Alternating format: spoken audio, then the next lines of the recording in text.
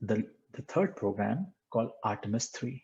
Artemis 3 is October 2024, just like Apollo 10 and 17. It will a crew program, and that Artemis 3 will land on the moon and then fly back to Earth. Astronauts or the humans from Earth to the moon, but it's also about what we're going to do there next, so that the moon becomes a base camp, and then we go from there. So as I said, I think this is the last slide I have, but I will take questions from you guys now.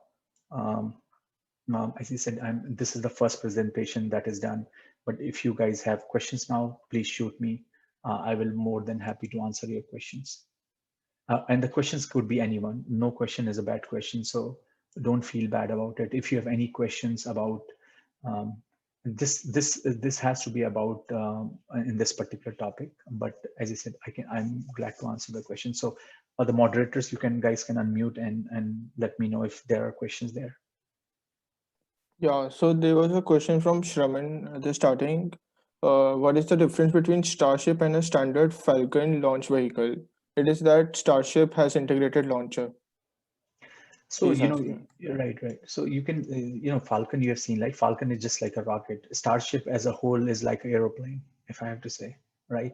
So it does not have the rocket that are going to detach and land on the surface of the Earth. And then you have some sort of a crew that is sitting on Orion space, and then going, separating it. And so this is on itself is in entirety is like an aeroplane which is going to be launched on the space, and come back, and then launch again, and then come back, and then launch again and come back, just like we do on Earth with our airplanes, right? If you go from Delhi to Mumbai, it's not like you launch something and then you leave some stuff behind. So Yeah, so the next question is by Shubham. Is it worth settling a colony on Moon? It is badly hit by asteroids and meteors, and Moon even doesn't have an atmosphere. Human settlement with billions would be destroyed in moments. no, I don't think that is the case. It's not, as I said, this is not the first time that humans are trying to go to the moon. If you look at the research that is being done, so whenever we decide to take a first step, right, whether we are thinking like let's go to the moon or Mars and whatever, we take all these decision into account.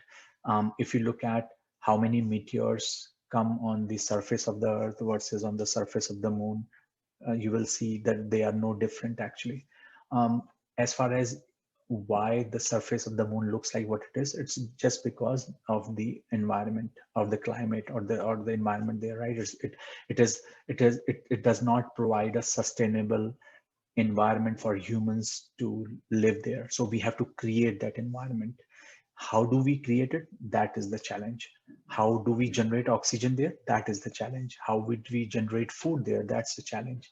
So that is why I spoke to you about this slide here on in situ resource utilization, which in situ actually means using the resources as they are on that planet. You are not bringing resources from Earth or somewhere else. You are utilizing the resources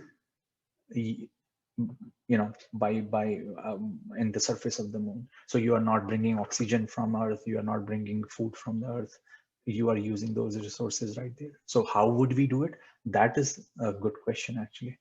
But as far as you can see, we have a lot of data now, because of as I said, Apollo program, and all the satellites and everything that are available now, that talks about Mars and Moon, and how whether it's dangerous or not. I don't think it's that dangerous. I mean, dangerous could be you can drive a car and next from your home to your office, and that could be dangerous too. So I don't think you see meteor showers there. I don't think that happens.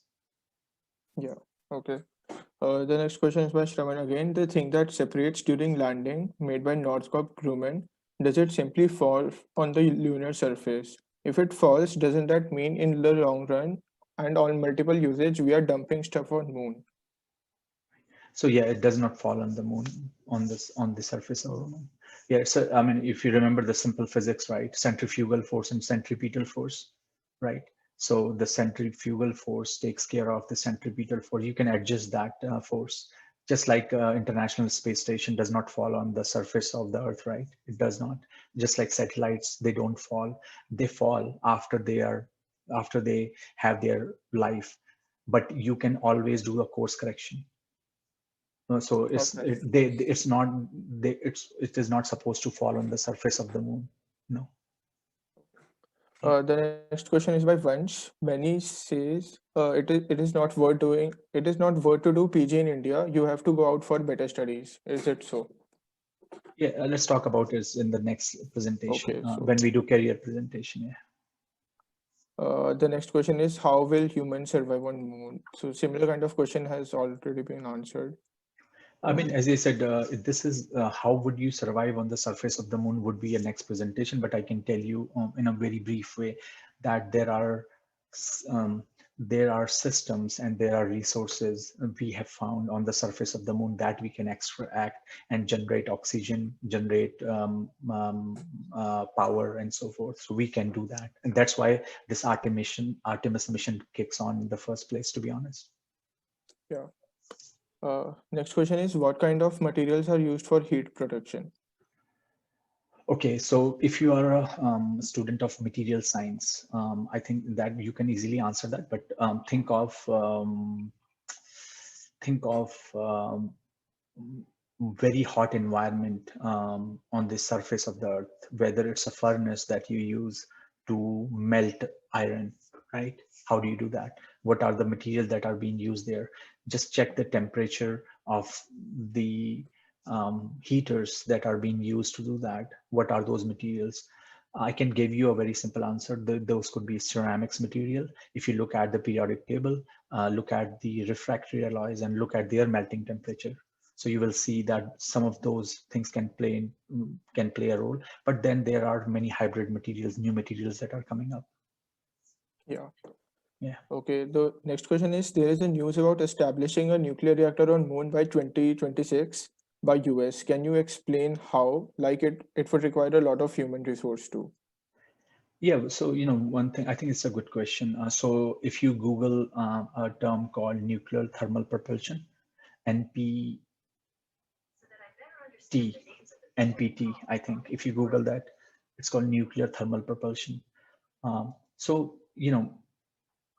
if you look at, if I'm not wrong, the Curiosity or someone or what rover that they send in Mars 2 years back or something, it has a small nuclear power plant. It's called NPG, um, thermonuclear thermonuclear generator or something, TG All right. something. Like, yeah. So what I'm saying, whenever you think of a nuclear plant, you always think of a huge building, right? So I think that's why you were asking this question, but it's not the case. You can have a nuclear plant which are very minuscule. Okay. Yeah. Next question is there any evidence to get resources till now on moon? Yes. So look at remember when I started my presentation, I talked about we are going to land and make presence of moon at South Pole. So South Pole is where they have found evidence of ice, so that Yeah. ice can be used. So that's why it is such a big deal. If we didn't have that ice, it would have been a big challenge. Okay. Next question is by Rishabh. What developments are taking place to replace the polluting fuels used in rockets? Also, space debris is becoming a big problem. What steps are being taken to curb the problem? Here's the thing.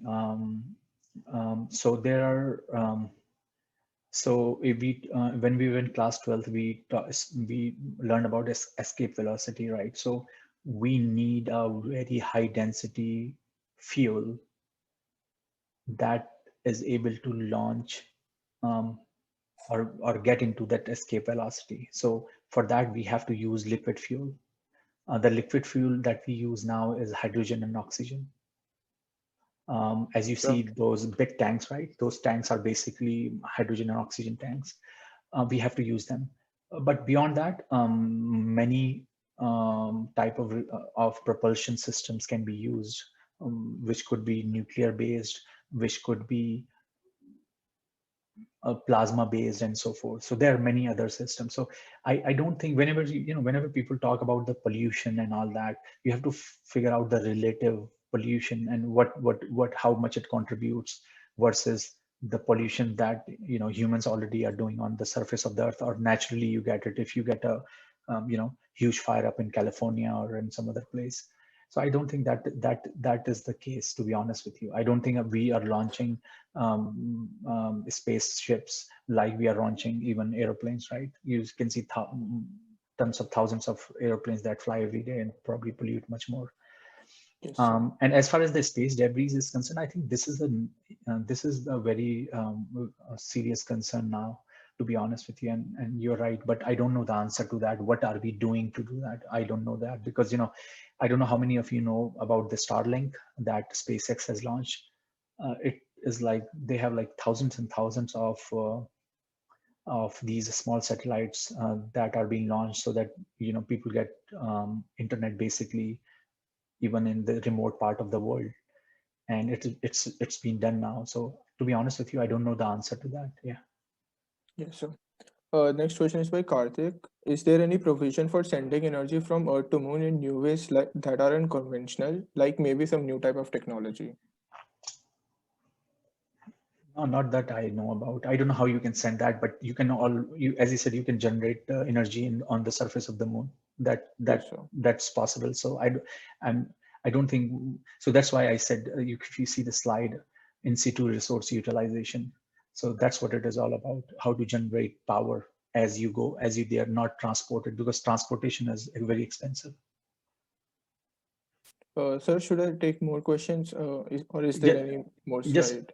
just take no, there is no slide. Just take 2 or 3 Okay. more questions and we take a 5-minute break and we start the next presentation. Okay.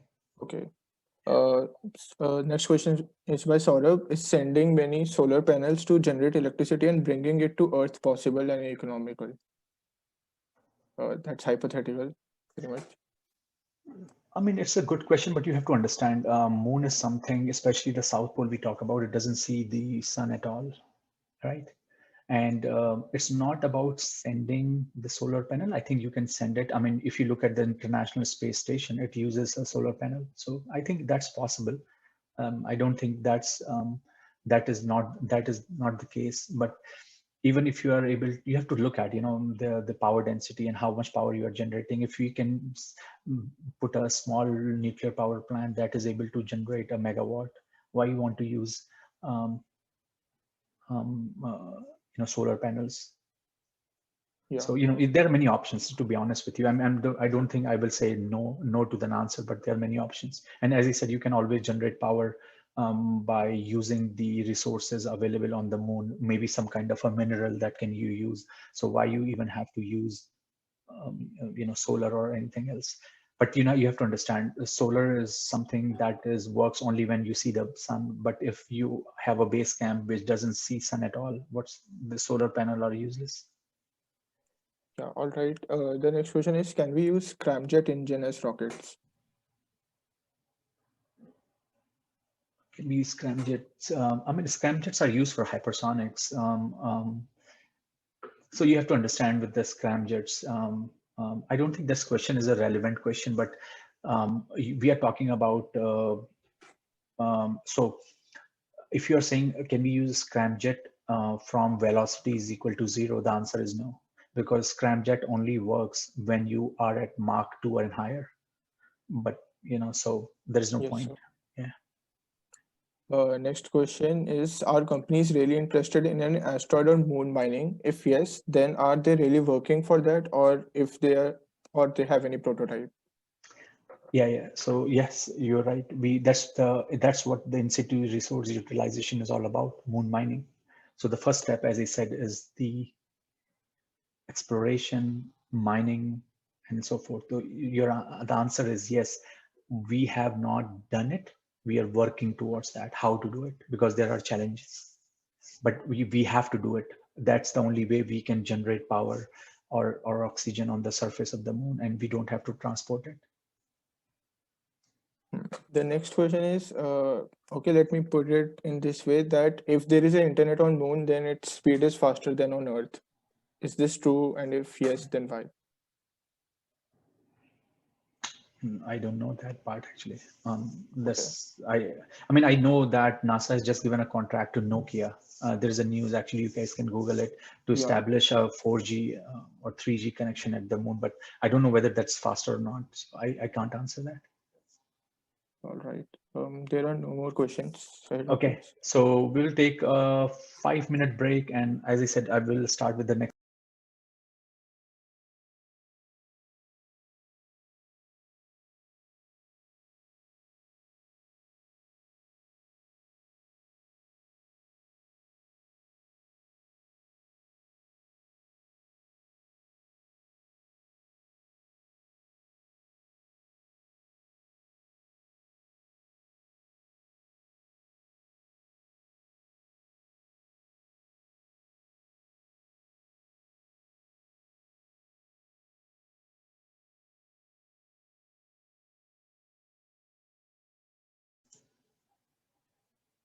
Okay, guys, we will start in next 1 minute or so. So if the moderators are ready, please let me know in a Yeah. minute. Yes. Okay. Okay, great. Meanwhile, you guys, Initially in India, the exposure is very limited. I feel I'm not utilizing my skills proper way. Will a PhD program help me in getting that exposure to hone skills?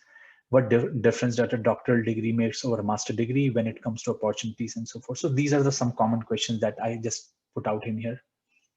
And the last one, this is the last one that everyone should think about. This is you guys can just read it, but it's just what it says is, perspective is very important.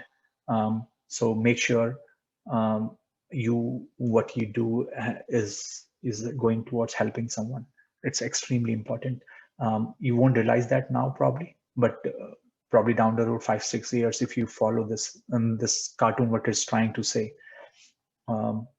it's important. And the reason I say is because what you eat, think, your body and mind reacts in the same way. So if you are there listening, this have an open mind, ready for criticism. It's very, very important. And always look for answer.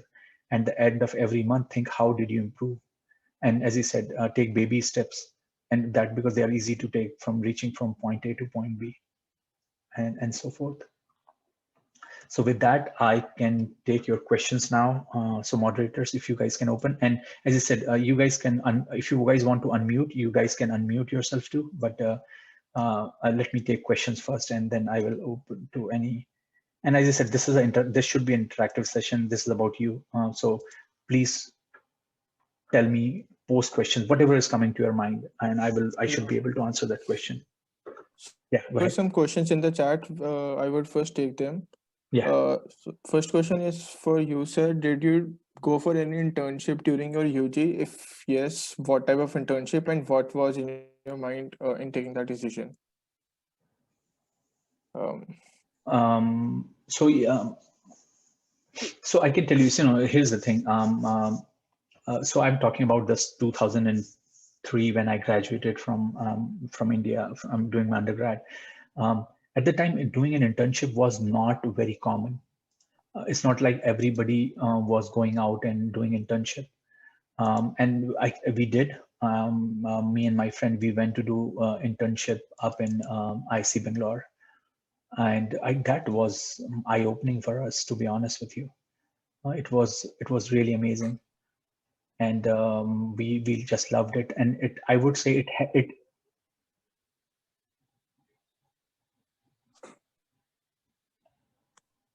yeah. So can I go to next question?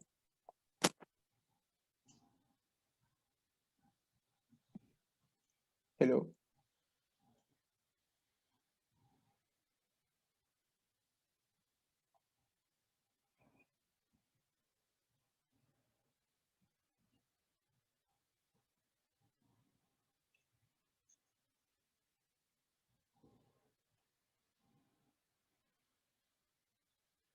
Sir, can you go to the next question?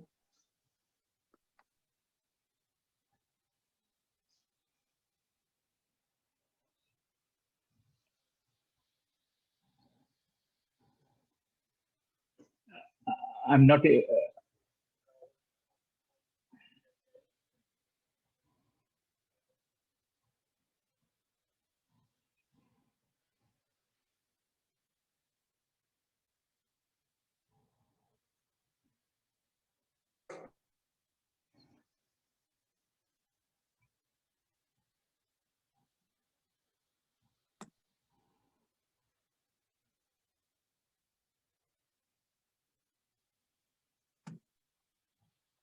Sir, am I audible?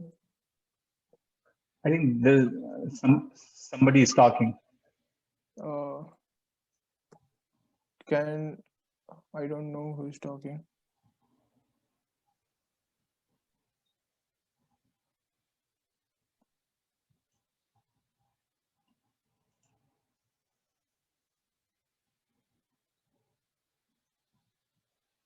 Sir, there's the next question. That how do we first year undergrad students start identifying our goals? It becomes difficult sometimes to think of the future. Do you know where the noise is coming from? I don't know, sir.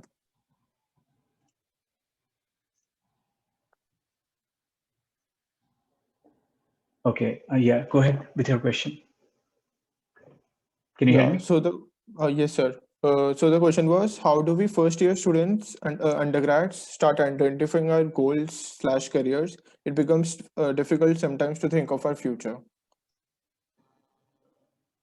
I would say for first year undergrad, most important thing that they can do is explore. I think first year, in my opinion, is about exploration. Like explore as much as opportunities as you can. Don't think too much about, that's what I said. You at this point you need to make a long-term goal. I can see the anxiety that comes about, what I will do and all that. That is very common. It happens all the time.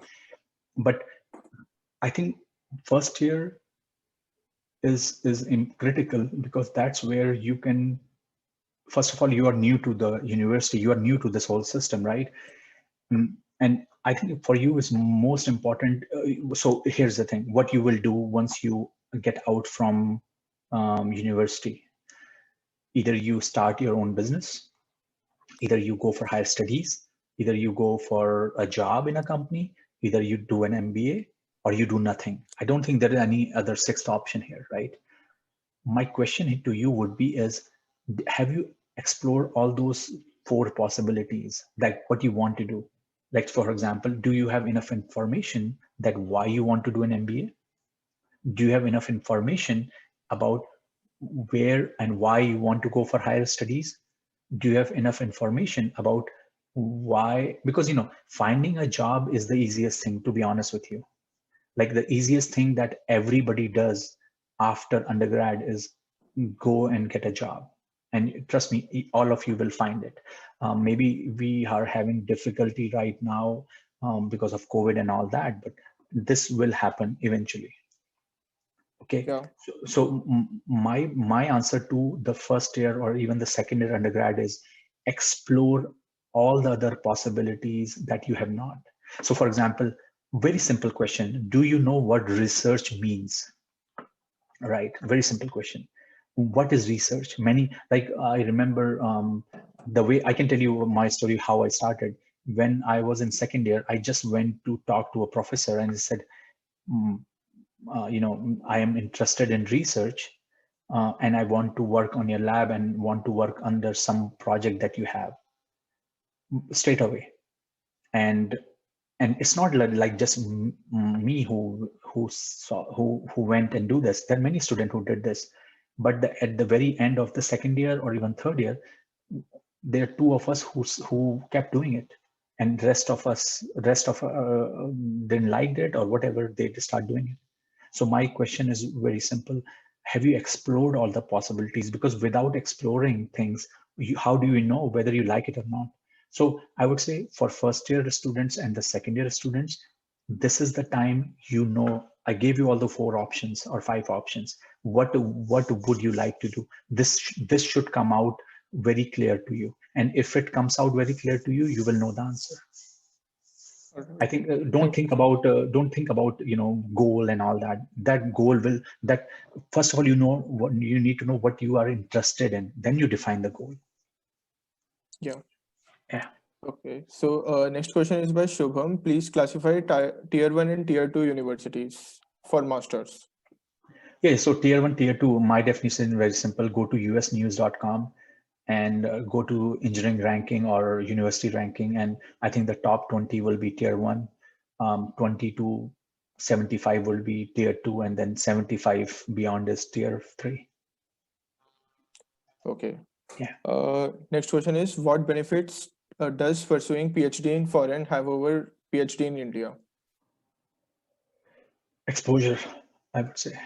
Whenever you do a PhD is not um, just about learning something.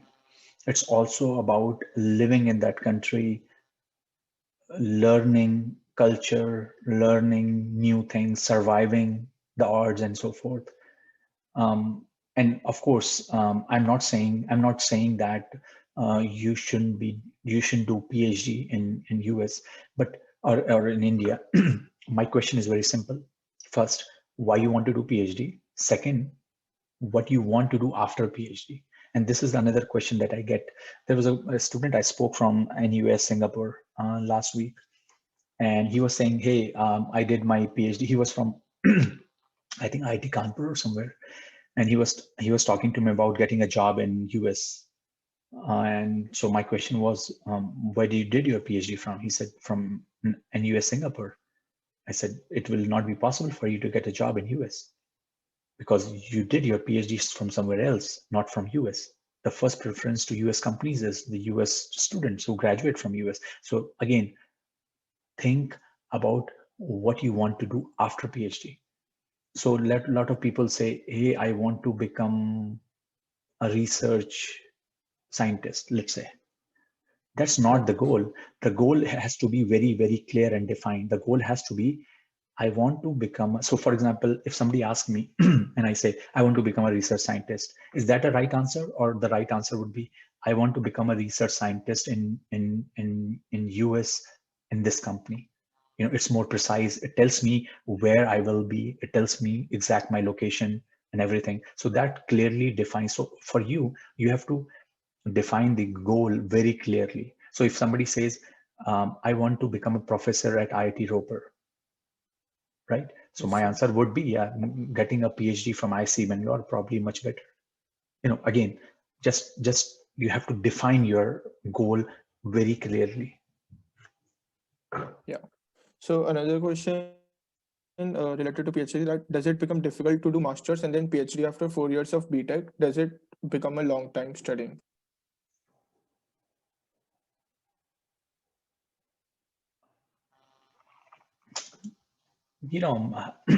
I would say don't go for higher studies if you you you think about where you will land up or what you want after that. I think it should be driven with your interest, because to be honest with you, I can tell you many things. You will have the similar questions on why I'm even doing my undergrad from IIT Roper, right? Yeah. Will it take a long time? So the question is, there is a reason why you came and why you did it. My answer is very simple: do it because you like it, and then you will not have this question. In a nutshell, I would say, if you can find an interest, if you say, okay, I know my interest is, and then you ask this question, then my answer would be is, if you can find a dual program in a university where they say you can combine the master's and PhD, that's always good, no doubt. But I don't think in US that happens. You have to go through a master's. So even undergrad, let's say you decide to do your PhD from MIT, they will enroll you first as a master's. And if you fail in the qualifier exam, they will give you a master's degree and then they will kick you out. If you qualify that, then you become a PhD student. So the process is not you join as a PhD, you join always as a master's with a commitment for a PhD. If that answers the question. Yes, sir. Next question is, many says that it is not worth to do PG in India. You have to go out for better studies. Is it so? My answer here is very simple. If your dad has tons of money, you can probably go to any university you want in the world, because universities are also like a business and they want to have your money, and so there will be no problem. But if you say, no, I want to get a scholarship, my answer would be is, uh, if you do a master's, do from a good university from India, like from IIT Bombay or IC Bangalore, and then if you go for a PhD program, it will have a more value. So I don't think when you say PG has more value, does not have a value in India, I don't agree with that. I would say if you are if you are doing your PG from good university from India, all those professors, I mean, just look at the professors even in your department or in your university, all of them have come from outside, right? So they bring a lot of value and a lot of knowledge from what they have learned. So it's not like 1980s where everybody who graduate from university from next door get a job. These are very competitive positions.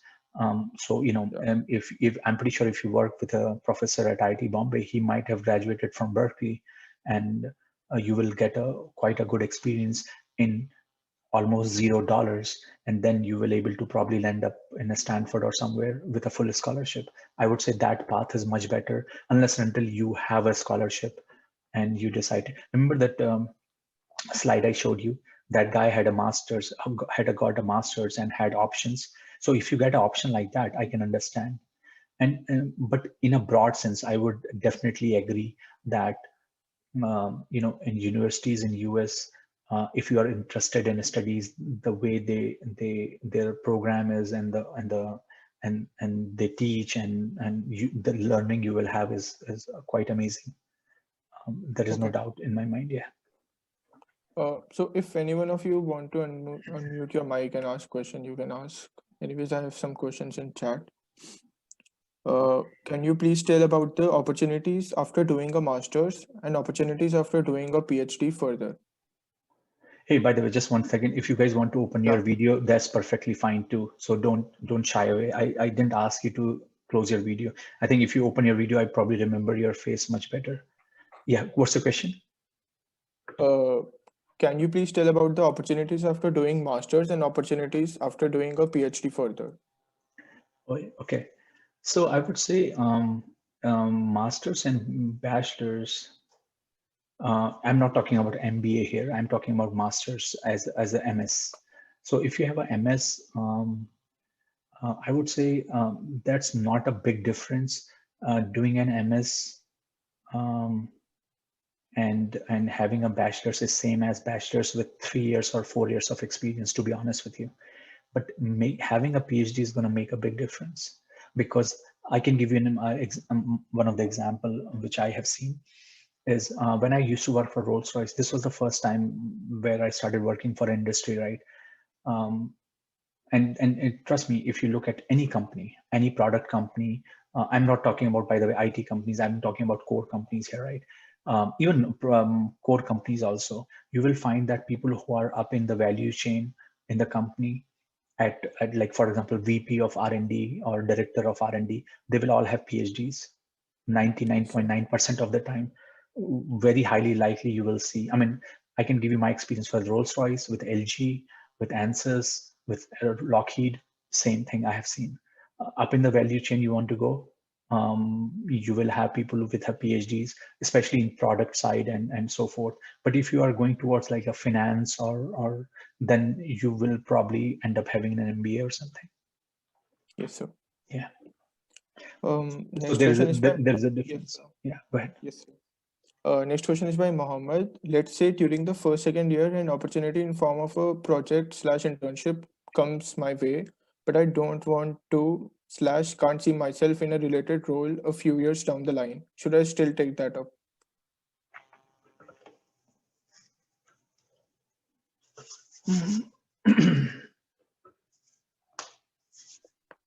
I mean, this is a very personal thing, to be honest Yeah. with you. I would say, Uh, I would say, yeah. um, you if you are a beggar, you can't be a chooser, right? So if you have two options, then I can say, okay, what can I choose? But if you have just one option and you have nothing else to do, I would say, yeah, take it, because probably you will learn something. Just don't sit at home. That's all I can say. But if you had another option, then it might be able to evaluate, because really the question here I'm saying is, um, it, always try to look for something which you want to do, but don't throw out an option if you don't have something in your hand. That's like a disaster, because then you will be Yes, sir. sitting at home and doing nothing. And I think any opportunity is better than sitting at home. That's all I will say. Yes, sir. So there are no more questions in the chat. If anyone wants to unmute the mic and ask, Okay. they can ask. Okay, so I would say, I will be staying here for next 5-10 minutes. If you guys want to talk about, or if you guys want to leave, that's up to you. But it was, as I said, it was nice talking to everyone. Yes, sir. And if you It guys was want nice to just, talking. yeah, sure. And if you guys, as I said, want to talk, I can